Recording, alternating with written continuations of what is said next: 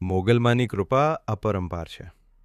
જે કોઈ સાચા મનથી મોગલમાને યાદ કરે છે તેના જીવનના દુઃખ અને કષ્ટ ધીમે ધીમે દૂર થાય છે.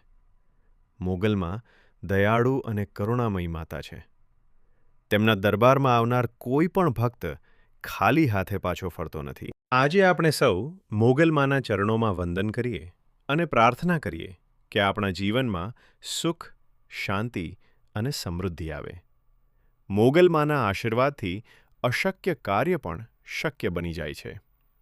ભક્તિ અને શ્રદ્ધા સાથે માતાજીનું સ્મરણ કરવાથી મનને શાંતિ મળે છે અને જીવનમાં નવી ઉર્જાનો સંચાર થાય છે. મોગલમાં કહે છે કે સારા કર્મ કરો, જરૂરિયાતમંદોની મદદ કરો અને હંમેશા સત્યના માર્ગ પર ચાલો.